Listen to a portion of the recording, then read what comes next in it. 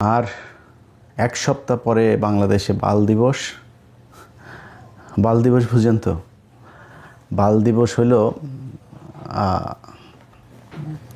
এই 16ই ডিসেম্বরে, 16ই ডিসেম্বর আছে না, 16ই ডিসেম্বর বাল দিবস।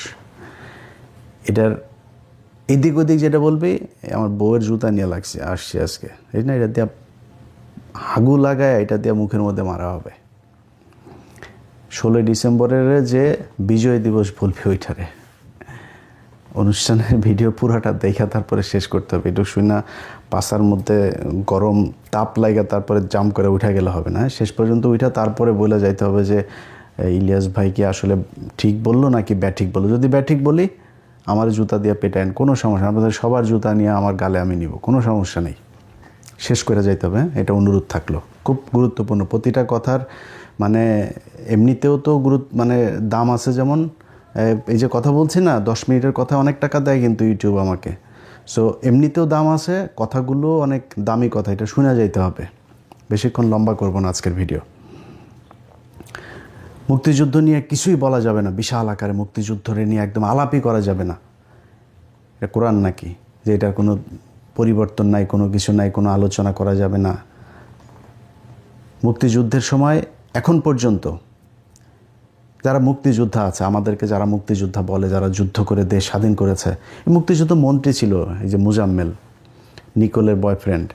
5 তারিখের আগের দিন পর্যন্ত নিকোলের মতো এরকম অনেক নারীদের খেয়ে গিয়েছে। তার মানে শরীরে শক্তি টক্তি ভালোই আছে। তো এরকম মুক্তিযোদ্ধা সারা দেশে আছে না?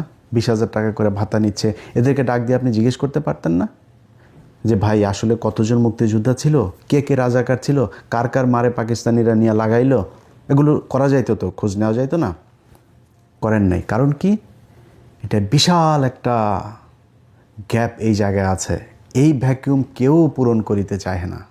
কারণ কি? এইটা করলেই এই যে ব্যবসা, এই ব্যবসা সব শেষ। এই ব্যবসা তো কেউ বন্ধ করতে হবে না। এই যে এখন দেখেন না, আওয়ামী লীগ চলে গিয়েছে, এখন বিএনপি এসেছে, এসে তারপরে সেই ব্যবসা আবার শুরু করেছে। সব শেষ। তারেক রহমানের একটা বক্তব্য শুনলাম।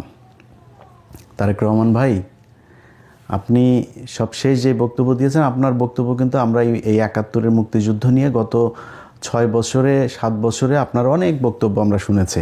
আপনি কিন্তু একদম মানে পড়াশোনা যে প্রচুর করেছেন ইতিহাস নিয়ে, সেটা বোঝা গিয়েছে। আপনি বই ধরে ধরে তারপরে এই আলোচনাগুলো করতেন, সেই বক্তব্য শুনেছি।